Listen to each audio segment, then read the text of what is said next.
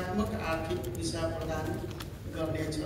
यहाँ मन्त्रीज्यूहरू र अन्य वक्ताहरूले धेरै तथ्याङ्कहरू प्रस्तुत गरिसक्नु भएको छ। सहकार्यमा आधारित विचार, गहन विश्लेषण, बहस र त्यसबाट निस्किने निष्कर्ष नै उदार समाज र दिगो विकासका आधार स्तम्भ हुन्। यी चरणहरू पार गरेर हुने निर्णयले नै मुलुकलाई विश्व सामु एक नवीन उचाइमा पुर्याउनेछ। मुलुकको विकासमा निजी क्षेत्रको योगदान कति उल्लेख्य र मजबुत छ भन्ने हाम्रा तथ्याङ्कहरूले बारम्बार प्रमाणित गरेका छन्। कुल गृहस्थ उत्पादनमा होस्, निर्यातमा होस्, रोजगारी सृजनामा होस् या करदाताका रूपमा निजी क्षेत्रको योगदान सधैँ अग्रणी छ।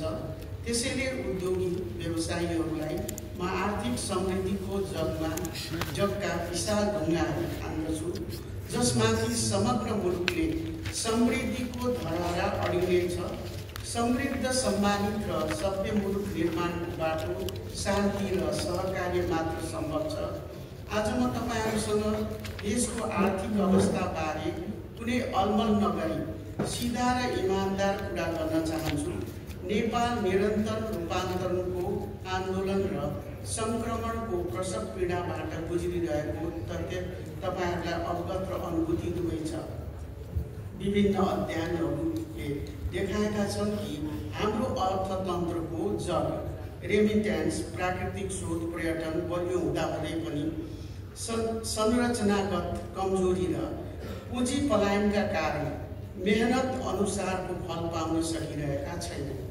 युवाहरूले देशमा काम पाउन नसकेर विदेशिनु परेको, उद्योग धन्दामा लगानी बढ्न नसकेको, बैंकहरूको ऋण नपुग्ने समस्याले समग्र बजारमा एक किसिमको निराशा छाएको यथार्थलाई सरकारले स्वीकार गर्दछ। हामीले पछिल्ला दशकहरूमा धेरै हन्डर ठक्कर खाएका छौँ। सशस्त्र द्वन्द्व, भूकम्प, महामारी, बाढी, पहिरो यी प्रत्येक अप्ठ्यारासँग हामी मिलेर जुध्यौँ। तर अहिलेको चुनौती फरक छ। यो आत्मविश्वास र सुशासनसँग जोडिएको छ। भर्खरैको भदौको जेनजी आन्दोलनले नेपाललाई के सह्य छ, के असह्य छ भन्ने कुरा खुला लक्षण रेखा स्थापित गरेको छ। यो युवा पुस्ताको प्रष्ट सन्देश हो। भ्रष्टाचार, दलगत लेबी र कमिसनको सञ्जाल सह्य छैन। लोकतन्त्रको नाममा लुटतन्त्र हामीलाई स्वीकार्य छैन। इमानदार उद्यमीलाई प्रताडित गर्ने र नीतिगत चलखेल गर्नेहरू पोषिने अवस्था रहनु हुँदैन। यो आन्दोलनको पृष्ठभूमिमा केही उच्छृङ्खल समूहहरूले राज्यविहीनताको फाइदा उठाउँदै औद्योगिक व्यापारिक क्षेत्रमा गरेको आक्रमण हामीलाई अस्वीकार्य छ। उक्त घटनापछि मर्माहत भएको निजी क्षेत्रलाई जेनजी आन्दोलनमा घाइते युवाहरूलाई चाहिँ तत्काल राहत सहयोग पुर्याउँदै आत्मविश्वासको जगेर्ना गर्न सरकार कुनै कसर बाँकी राख्ने छैन भन्ने म पुनः विश्वास दिलाउन चाहन्छु। गत भदौ 23 र 24 गतेको आन्दोलनले एक नवीन म्यान्डेट दिएको छ। नेपाल अब एक पछौटे मुलुकको यथास्थितिमा बस्न सक्दैन। अब आम युवा, आम नेपालीले अग्रगामी दिशामा देशलाई लिएर जानु बाहेक हामीसँग विकल्प छैन। यो आन्दोलन आर्थिक, सामाजिक अग्रमनकै लागि भएको थियो। यी चुनौतीहरू सामना गर्न हामीले प्रष्ट कार्यदिशा लिएका छौँ। हामीलाई समृद्ध अर्थात् सबै क्षेत्रको सामूहिक वृद्धिका लागि सप्रेरित बाहेक अझै बिग्रने छुट छँदै छैन। हामी विगतलाई टेकेर अगाडि बढ्नेछौँ, तर विगतमा फर्कन सक्दैनौँ। सुशासन कुनै पनि मुलुकको सामाजिक न्याय र आर्थिक वृद्धिको पूर्व शर्त हो। राजकीय सम्पत्तिमा पनि माथि राजनीतिक आवरणमा भएका लुट र निजी क्षेत्रमा लादिएका शङ्का र दोहनकारी सङ्कटपूर्ण प्रणालीमाथि हामी सजग छौँ। कानुनको शासन स्थापित गर्न सरकारले कुनै कसर बाँकी राख्दैन। सुरक्षाको प्रत्याभूति दिन सम्पूर्ण शक्तिका साथ सरकार लागेको छ। तपाईहरूका पीरमर्का हाम्रै पीरमर्का हुन्। उद्योगी व्यवसायीहरू केवल राज्यका कर मात्र तिरिरहेका हुँदैन। उनीहरूको ठुलो जनसङ्ख्यालाई रोजगारी, सामाजिक सुरक्षाको सुनिश्चितता दिएर राज्यको ठुलो दायित्व पनि वहन गरिदिएका हुन्छन्। तसर्थ उद्योग व्यवसाय बिना देश बन्दैन।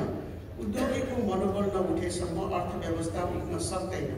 कुनै पनि व्यवसाय उद्यमीको सपना वित्तीय क्षेत्रको लगानी, पेसाकर्मीहरूको दक्षता, श्रमिकहरूको पसिनाले सिंचित हुन्छ, जसमा समाज र सरकारको भूमिका उचित वातावरणको निर्माणमा केन्द्रित हुन्छ। म यो सहकार्यलाई इन्जिन र इन्धनसँग तुलना गर्दछु। नेपाल निर्माणका इन्जिनियर नेपाली स्वयं हुन्, समाज, सरकार र प्रणाली त्यसका इन्जिनहरू हुन् र उद्यमी, व्यवसायी र श्रमिक त्यसका इन्धन हुन्। हाम्रो अर्थमन्त्रीको निष्ठा, लगन र यस क्षेत्रको समानुभूति नै यस सरकारको उद्योग व्यवसायको युगो विकास र विस्तारप्रतिको प्रतिबद्धताको उदाहरण हो। हामी निजी क्षेत्रको मागलाई सम्बोधन गर्न सहज वातावरण निर्माण निरन्तर सहकार्य गरिरहेका छौँ। हामी अहिले रेमिटेन्सको भरमा मात्र बाँच्ने अवस्थाबाट बाहिर निस्केर आफ्नै उत्पादन बढाउने अभियानमा छौँ। विज्ञहरूको सुझाव अनुसार हामी पुँजीगत खर्चलाई तीव्र बनाउनेछौँ, जसले बजारमा तरलता बढाउँदछ र रोजगारी सिर्जना गर्दछ। नेपाल राष्ट्र ब्याङ्कसँग मिलेर बैंक तथा वित्तीय क्षेत्रको स्थिरताका लागि कदम चालेका छौँ र व्यवसाय गर्ने वातावरण सुधार गर्न नीतिगत जटिलताहरू हटाउँदैछौँ। जलविद्युत, पर्यटन, कृषिमा रहेको ठुलो अवसरलाई केन्द्रमा राखेर नीति बनाउँदैछौँ। हामीले पछिल्ला दशकहरूमा भोगेको प्रत्येक विपद र अप्ठ्याराले हामीलाई झन बलियो बनाएको छ।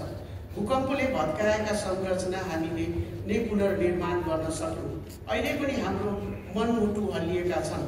हामीले धेरै कुरा गुमाएका छौँ, तर पनि सुधारको आकांक्षासहित एउटा राष्ट्रिय भावधारामा जोडिएका छौँ। हामी आगामी फागुन 21 गते प्रतिनिधि सभाको निर्वाचनको तयारीमा जुटेका छौँ।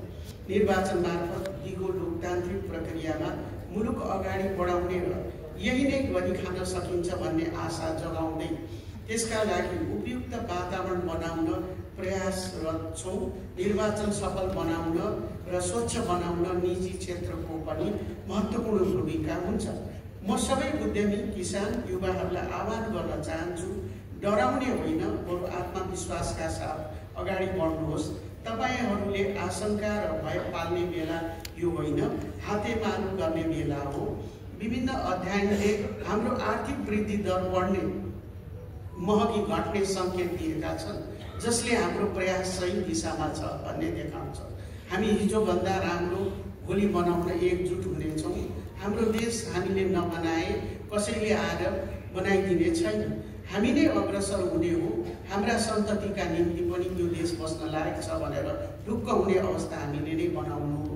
मलाई लाग्दछ यस राष्ट्रिय आर्थिक बहस 2.0ले हामीले कल्पना गरेको समानता, समावेशिता, समृद्धिमा आधारित विश्वमा सम्मानित नेपाली र नेपालको खाका हामी माथि प्रस्तुत गर्नेछ। तपाईँको पसिनाको मूल्य यो सरकारले बुझेको छ। हामी हिजोभन्दा राम्रो भोलि बनाउन एकजुट हुनेछौँ। धन्यवाद।